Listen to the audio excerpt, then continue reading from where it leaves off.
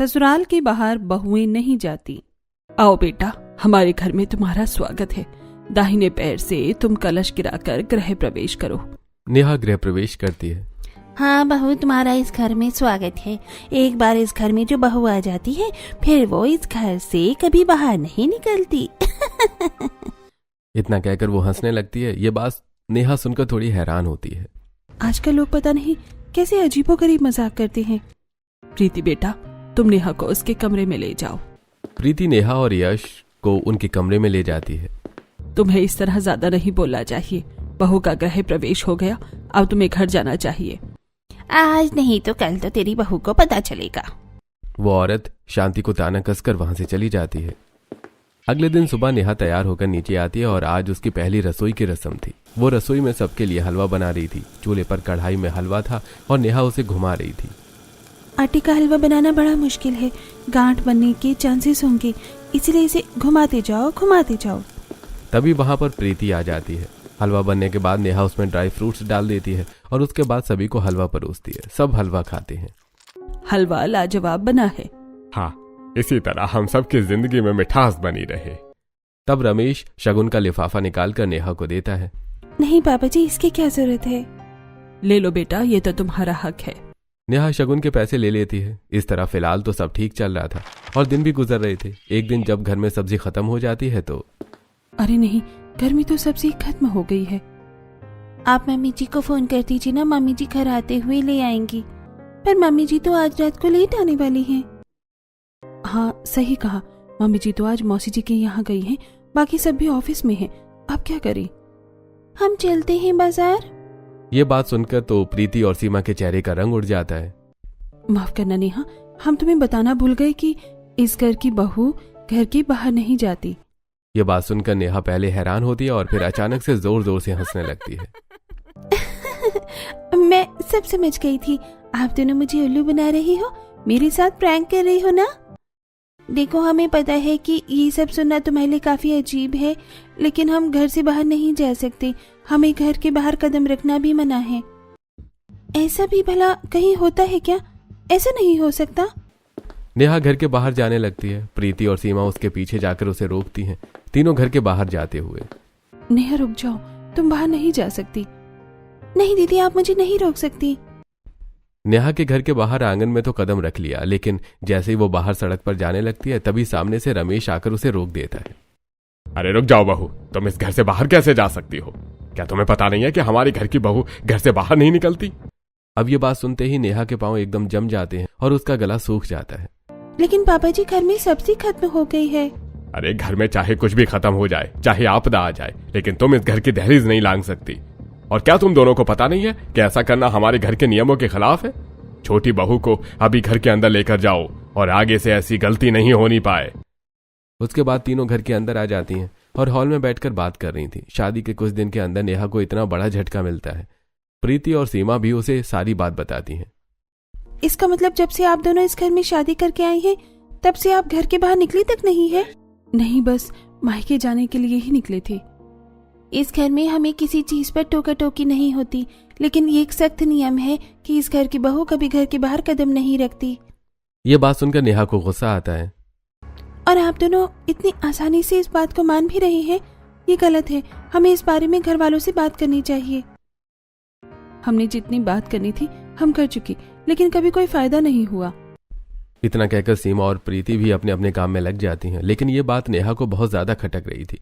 शाम को शांति घर लेट आती है। जब सभी खाना खाकर अपने कमरे में जा रहे थे तब नेहा शांति से इस बारे में बात करती है। मामी जी, मुझे आपसे कुछ बात करनी है।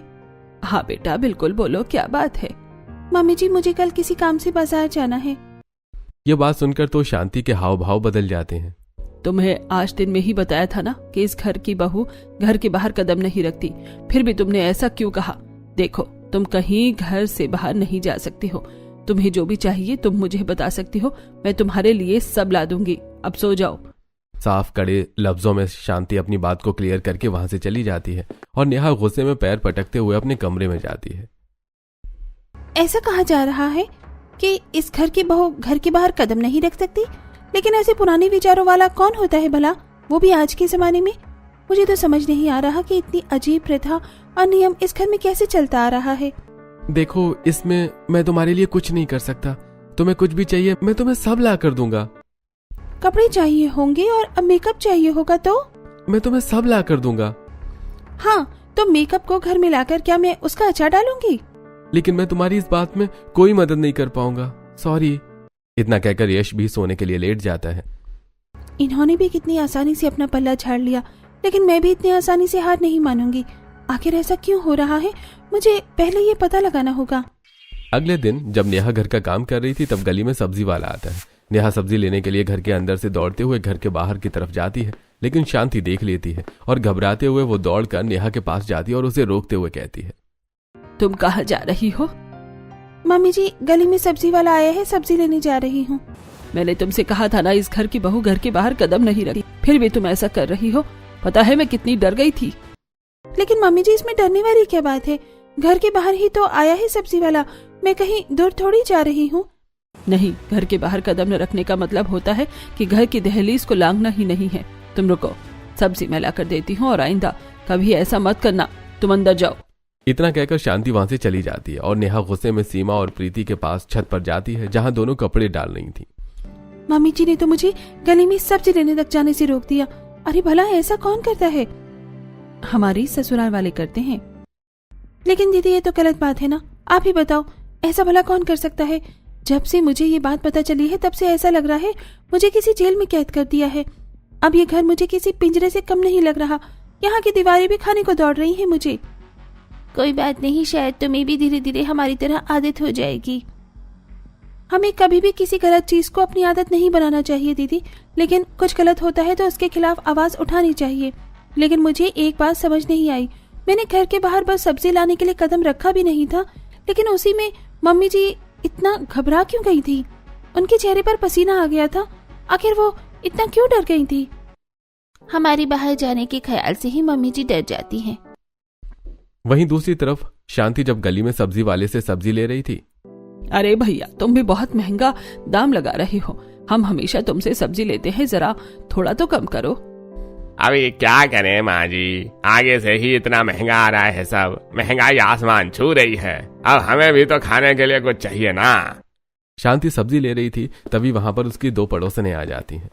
और बता शांति, सब कैसा चल रहा है? तेरी सबसे छोटी बहू घर में रह गई या कोई परेशानी तो नहीं हो रही? भला मेरी सबसे छोटी बहू को परेशानी क्यों होगी? जैसे तुम्हारी हरकत है उससे तो अच्छे को परेशानी हो सकती है। तुम्हारी सबसे छोटी बहू तो मुझे खुले विचारों की लगती है। अगर उसे इस तरह घर में बांध कर रखोगी तो ज्यादा दिन नहीं टिकेगी। यह बात सुनकर शांति का पारा हाई हो जाता है। तुम्हें मेरे घर में ज्यादा नाक अड़ाने की जरूरत नहीं है। पहले तुम अपने बिखरते घर को संभालो, जहाँ तुम्हारी बहू तुम्हारे ताने मारने की आदतों से परेशान होकर मायके बैठी है। इतना सुनकर वो पड़ोसन चिढ़ जाती है और वहां से चली जाती है। सबके जाने के बाद शीला शांति से अकेले में कहती है, वैसे शांति, बहुत सालों से तुम ऐसा कर रही हो, लेकिन अब तुम्हें ऐसा नहीं करना चाहिए। अब तुम्हारी सबसे छोटी बहू आ गई है, उन तीनों को इस तरह घर में रखना ठीक नहीं है। तुम भी मुझे ही सुना रही हो। सबके जाने के बाद मुझे लगा था कि तुम मुझे समझोगी। मैं तुम्हें अच्छे से समझ रही हूँ, लेकिन तुम्हें समझाना चाहती हूँ कि समय के साथ बदलना बहुत जरूरी है। तुम्हारा डर है, लेकिन उस डर को दिल से निकालना ही होगा। मैंने हमेशा तुम्हें समझा, लेकिन अब तुम्हें बदलना चाहिए। शांति के पास शीला की इस बात का कोई जवाब नहीं था। वहीं दूसरी तरफ नेहा घर में कैद होकर बहुत ज्यादा परेशान थी। कुछ दिन बाद नेहा फिर से बाहर जाने के लिए एक बहाना बनाती है।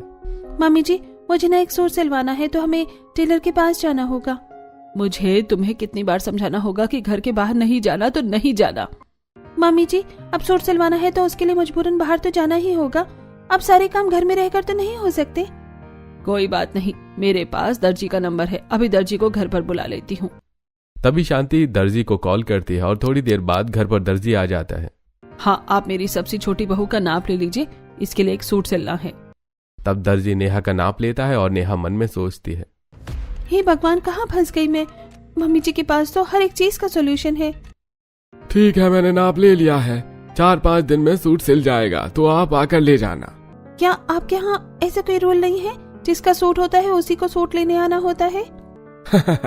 जी नहीं, ऐसा कोई रूल नहीं होता। इतना कहकर दर्जी वहां से चला जाता है। थोड़ी देर बाद नेहा खुद से, यार दर्जी वाला प्लान तो फेल हो गया। एक काम करती हूँ, डॉक्टर वाला बहाना मारकर देख लेती हूँ। तबीयत खराब होने पर तो घर से बाहर जाना ही होगा। रात को प्रीति के कमरे में जब से नेहा आई तब से वो बस जानने की कोशिश कर रही है कि मम्मी जी हमें बाहर क्यों नहीं जाने देती। अब मेरा तो सब्र भी टूट रहा है, मेरा भी मन करता है बाहर जाने का। लेकिन तुम जानती हो ना कि ऐसा नहीं हो सकता। मम्मी ऐसा कभी नहीं होने देंगी, इसलिए प्लीज अपना ये ख्याल दिमाग से निकाल दो, कोई फायदा नहीं है। ये सुनकर प्रीति उदास हो जाती है और उसके बाद दोनों सो जाते हैं। अगले दिन नेहा अपना सिर पकड़कर शांति के पास जाती है, जिसे देखकर शांति परेशान हो जाती है। क्या बात है बेटा, तुम परेशान लग रही हो? कुछ नहीं मम्मी जी, बस सिर घूम रहा था। क्या हम डॉक्टर के पास चले? बेटा तुम यहाँ आराम से बैठो, मैं अभी डॉक्टर को घर पर ही बुला देती हूँ। डॉक्टर यहीं पास में है। नेहा तो सिर्फ नाटक कर रही थी, लेकिन तभी प्रीति घबराते हुए वहां आती है। मम्मी जी, सीमा दीदी का बीपी लो हो गया है, जल्दी उनके कमरे में चलिए। ये सुनते ही सभी दौड़ते हुए सीमा के कमरे में जाते हैं, जो परेशान हालत में बिस्तर पर लेटी थी। अरे आज सबको क्या हो गया? बेटा तुम ठीक तो हो ना? मम्मी जी हमें दीदी को जल्दी से डॉक्टर के पास लेकर जाना होगा। घबराने वाली कोई बात नहीं है, डॉक्टर बस अभी घर पर आ ही जाएंगे, मैंने उन्हें फोन कर दिया है। जब तक डॉक्टर आएंगे तब तक तो हम उनके पास पहुंच जाएंगे, हमें चलना चाहिए। तुम्हें कितनी बार कहा है कि बहू घर के बाहर कदम नहीं रख सकती। इस हालत में भी मम्मी जी आपको अपनी इस नियम की पड़ी है, हमें फिलहाल दीदी के बारे में सोचना चाहिए। देखो इस समय तुम बहस मत करो, ये बहस करने के लिए बिल्कुल भी सही समय नहीं है। अभी थोड़ी देर शांत हो जाओ, हमें बहू के बारे में सोचना होगा। तभी प्रीति एक गिलास पानी में एक चम्मच नमक डालकर लाती है और सीमा को पिलाने लगती है। सीमा आराम आराम से पानी पी रही थी, जिसके बाद उसे थोड़ी राहत मिलती है। बेटा अब तुम्हें कैसा लग रहा है? मम्मी जी अब मुझे ठीक लग रहा है। तभी वहां पर डॉक्टर भी आ जाती है और जब डॉक्टर सीमा का चेकअप करती है तो देखिए, घबराने वाली कोई बात नहीं है। खुशखबरी, आपकी बहू मां बनने वाली है। महीना दूसरा शुरू हो गया है, ऐसे में थोड़ा बहुत बीपी लो हो जाता है और कभी कभी कमजोरी भी आ जाती है। क्या सच में डॉक्टर? ये तो बहुत ही बड़ी खुशखबरी है। यह खुशखबरी सुनकर सभी को बेहद खुशी होती है और डॉक्टर के जाने के बाद जब शांति हॉल में आती है तब नेहा उसके पीछे आती है। मम्मी जी आपसे एक बात कहना चाहूंगी, आज दीदी की जो हालत हुई है, कल को हम में से किसी की भी बुरी हालत हो सकती है। तो क्या आप ऐसे में भी हमारे लिए डॉक्टर का घर पर आने का इंतजार करेंगी? ऐसा भी क्या है जो भला आप हमें इस तरह घर में कैद करके रखती हैं? मुझे नहीं लगता कि आपकी रूढ़िवादी सोच का हाथ इसके पीछे है, मुझे कोई और ही कारण लगता है। देखो तुम्हें कुछ जानने की जरूरत नहीं है, बस मैंने तुम्हें कहा कि घर के बाहर नहीं जाना तो नहीं जाना। मैंने तुरंत डॉक्टर को घर पर बुला दिया था। इतनी छोटी सी बात का बतंगड़ बनाने की जरूरत नहीं है। इतना कहकर शांति वहां से चली जाती है। इन्हें ये छोटी सी बात लग रही है, पता नहीं क्या होगा इस घर का। एक दिन तीनों जब साथ में बैठकर टीवी देख रही थी, टीवी में एक लड़की का इंटरव्यू वायरल हो रहा था। देखो तो जरा, हर लड़की अपने सपने पूरे कर रही है। इस लड़की ने शादी के बाद एंट्रेंस एग्जाम क्लियर किया है और फर्स्ट रैंक आई है। हाँ, क्योंकि लड़कियों को अगर आजादी दी जाए तभी तो लड़कियां कुछ कर पाएंगी ना। हमें तो यहाँ घर से बाहर तक निकलने नहीं दिया जा रहा। अब तो मेरा भी मन करता है कि कहीं बाहर जाऊं, घूमूं फिरूं। तभी बाहर एक बेल बजने की आवाज आती है और उसके साथ लाउड स्पीकर में एक और आवाज आती है, आइसक्रीम वाला ठंडी ठंडी कुल्फी ले लो। आवाज सुनकर तीनों बहुत खुश हो जाती हैं। देखो बाहर आइसक्रीम वाला आया है, इसकी आइसक्रीम कुल्फी तो बहुत ही स्वादिष्ट होती है, चलो चलकर खाते हैं। खुशी के मारे सीमा झूमते हुए दौड़कर घर के बाहर जाती है और उसके पीछे पीछे प्रीति और नेहा भी आती है। लेकिन आंगन में पहुंचने के बाद घर के बाहर कदम रखने के लिए सीमा के पांव वहीं थम जाते हैं। अरे मैं तो भूल ही गई थी कि हमें घर के बाहर कदम नहीं रखना, और आज घर पर तो कोई है भी नहीं, हम आइसक्रीम नहीं खा पाएंगे। हाँ दीदी, हमारी इतनी अच्छी किस्मत कहाँ है कि हम अपनी मर्जी से कुछ कर पाएं। इस घर का तो नियम है कि हमारे घर की बहू घर के बाहर कदम नहीं रख सकती। पता नहीं किस मनहूस घड़ी में ऐसा नियम बनाया है। अब तो मेरा भी मन उबने लगा है। ये घर एक पिंजरे से कम नहीं है। मैं तो कहती हूँ कि हम तीनों को अपने लिए आवाज उठानी चाहिए। तीनों बेबस होकर वहां पर इस बारे में बात कर रही थी और देख रही थी कि सामने दो घर की बहुएं आइसक्रीम खाते हुए खुशी से अपने घर की तरफ जा रही थी। आइसक्रीम कितनी टेस्टी है, मजा आ गया। तीनों उन दोनों को खुशी से आइसक्रीम खाते हुए देख रही थी और उनका खून जल रहा था। रात को जब तीनों रसोई में खाना बना रही थी तब शांति उनके लिए बाहर से गोलगप्पे और मोमोज लेकर आती है। वो रसोई में जाकर तीनों को कहती है, बेटा आ जाओ, तुम तीनों भी हमारे साथ बैठकर गोलगप्पे और मोमोज खाओ। तुम तीनों को गोलगप्पे और मोमोज बहुत पसंद है ना, इसलिए मैं खास तुम्हारे लिए लाई हूँ। इतना कहकर शांति वहां से चली जाती है। वैसे मम्मी जी हमारा कितना ध्यान रखती हैं, बस इसीलिए उनकी बात को काटने का कभी मन नहीं करता। उसके बाद सभी साथ में बैठकर गोलगप्पे और मोमोज खाते हैं। सबके साथ बैठकर खाना खाने में कितना अच्छा लगता है। गोलगप्पे मोमोज खाने के बाद सभी को भूख कम लगती है, इसलिए सब एक एक रोटी खाकर अपने अपने कमरे में सोने चले जाते हैं। तब सीमा उदास होकर कमरे में आती है। क्या बात है, आज मेरी जान इतनी उदास क्यों है? ऐसी हालत में तुम्हें उदास नहीं होना चाहिए, कुछ बात है क्या? आज मेरा आइसक्रीम खाने का बहुत मन कर रहा था, बहुत ही ज्यादा क्रेविंग हो रही थी। अच्छा, तो तुम आइसक्रीम खा लेती? ऐसे किसे खा लेती? जब गली में आइसक्रीम वाला आया तब घर पर कोई भी नहीं था और हम घर के बाहर नहीं जा सकते। सारा मूड खराब हो गया। अच्छा रोको तुम। तभी रजत ऑनलाइन ऑर्डर करके बहुत सारी आइसक्रीम मंगवा लेता है। गेट से ऑर्डर लेने के बाद वो वापस कमरे में जाता है और आइसक्रीम देते हुए सीमा को, लो तुम जितनी चाहो उतनी आइसक्रीम खा सकती हो। अब मेरा आइसक्रीम खाने का बिल्कुल मन नहीं कर रहा। दिन में मन कर रहा था, अभी इसे फ्रिज में रख दीजिए, मैं कल खाऊंगी। उसके बाद रजत किचन में जाकर आइसक्रीम फ्रिज में रख देता है। अगले दिन सीमा नेहा और प्रीति के लिए आइसक्रीम लेकर आती है। मेरा कल आइसक्रीम खाने का मन कर रहा था, इन्होंने रात को ही मेरे लिए आइसक्रीम मंगवा ली। सब हमारा कितना ख्याल रखते हैं और मम्मी जी भी एक बार कहने पर गोलगप्पे और मोमोज ले आई। लेकिन आज नेहा कुछ खराब मूड में थी। इस आइसक्रीम को खाने की रिश्वत से खुश होने की कोई जरूरत नहीं है दीदी। आइसक्रीम देने या कुछ भी करने से सच्चाई नहीं बदल जाएगी कि हमें घर से बाहर नहीं जाने दिया जाता। लेकिन हम और क्या कर सकते हैं? कुछ तो करना ही होगा। हाथ पर हाथ रखकर तो नहीं बैठ सकते। कल को हमारे बच्ची होंगे और लड़की हुई तो उनके साथ भी ऐसा किया इन्होंने, तो फिर हम क्या करेंगे? उनका भविष्य तो बर्बाद नहीं कर सकते। ये बात प्रीति को भी चुभ जाती है। हाँ, तुमने बिल्कुल सही कहा। इस बारे में तो मैंने सोचा ही नहीं था। हमें सच में कुछ करना चाहिए। ऐसे तो पूरी जिंदगी हम एक कैदी की तरह जेल में नहीं बिता सकते। चलो आज घर से बाहर जाकर देखते हैं। नहीं, तुम दोनों ऐसा मत करो। आज नेहा इस नियम को तोड़ना चाहती थी और प्रीति का भी मन करता है। तब दोनों ही सीमा के मना करने के बाद भी बाहर आंगन में जाती हैं और नेहा तो घर के बाहर कदम रखने ही वाली थी कि तभी शांति आ जाती है और उसका हाथ पकड़कर अंदर खींचती है। बहू! शांति को देखकर नेहा डर जाती है और उसके बाद शांति सबको अंदर लाती है। मैंने तुम्हें कितनी बार कहा है कि ऐसा करने के बारे में सोचना भी मत। आखिर तुम मेरी बात क्यों नहीं मानती हो? देखो बेटा, मैं तुमसे आखिरी बार बोल रही हूँ, आगे से ऐसी गलती नहीं होनी चाहिए। मेरी बात को समझो। शांति उन्हें समझाने के बाद वहां से चली जाती है। लगता है हमें कुछ भी करे लेकिन कुछ नहीं होगा। अगले दिन प्रीति का भाई उसे लेने आता है। प्रणाम आंटी जी। प्रणाम बेटा। घर पर सब ठीक है ना? और शादी की तैयारी कैसी चल रही है? हाँ जी आंटी जी, सब अच्छा चल रहा है। शादी के लिए प्रीति को लेने आया था। हाँ बेटा, प्रीति बस अभी तैयार होकर वापस आ रही है। प्रीति तैयार होकर और बैग लेकर आती है। ठीक है मम्मी जी, मैं भी चलती हूँ। ठीक है, थोड़ा बेटा ध्यान रखना और जल्दी वापस आना। इतना कहकर प्रीति अपने भाई के साथ चली जाती है और कुछ दिन बाद नेहा का भाई भी उसे लेने आ जाता है। ठीक है मम्मी जी, मैं भी कुछ दिन के लिए मायके जा रही हूँ। हाँ बेटा, तुम भी शादी के बाद पहली बार जा रही हो, अच्छे से सबके साथ टाइम स्पेंड करके आना। इतना कहकर नेहा भी वहां से चली जाती है। प्रीति और नेहा अब कुछ दिनों तक अपने मायके रुकने वाली थी। एक दिन, इतने दिन हो गए, दोनों बहू के बिना घर कितना सूना लग रहा है। सही कहा मम्मी जी, उन दोनों के बिना तो मेरा भी मन नहीं लग रहा। अगले हफ्ते तक तो दोनों को आ ही जाना चाहिए। कोई बात नहीं, इतने दिन हो गए, एक हफ्ता और सही। कुछ दिन गुजरते हैं और दिन के साथ हफ्ता भी गुजर जाता है, लेकिन दोनों ही वापस नहीं आती। तब शांति पहले प्रीति के पास कॉल करती है। बेटा, तुम घर कब आओगी? काफी समय हो गया है। माफ करना मम्मी जी, लेकिन मैं अभी घर नहीं आऊंगी। ये बात सुनकर शांति हैरान होती है। लेकिन बेटा क्यों? क्योंकि मम्मी जी मैं वहाँ रहकर परेशान हो गई हूँ। वहाँ मुझे एक पल की भी आजादी नहीं मिलती। जब तक आप हमें नहीं बताएंगे कि हमें घर के बाहर क्यों नहीं निकलने दिया जाता, मैं घर वापस नहीं आऊंगी। शांति से बात करने के बाद प्रीति कॉल कट कर देती है और उसके बाद शांति नेहा को कॉल करती है, तो भी उसे वही जवाब मिलता है। पहले आपको हमें बाहर न निकलने का कारण बताना होगा, क्योंकि मेरा वहाँ रहकर दम घुटने लगा है। ऐसा लगता है एक पिंजरे या जेल में कैद करके रख दिया हो हमें। नेहा से भी ऐसा जवाब सुनने के बाद शांति भारी मन से फोन काटती है और दुखी हो जाती है। अब क्या करूं? दोनों बहुओं ने आने से ही मना कर दिया है। दोनों मुझसे कारण पूछ रही हैं। अरे देखो भाग्यवान, वो दोनों अपनी जगह बिल्कुल ठीक है। सब जानने का उनका हक बनता है, हमें उन्हें सब बताना चाहिए। लेकिन मुझे बहुत डर लगता है। वो हमारे परिवार का हिस्सा है और उनसे कुछ भी छुपाना सही नहीं होगा।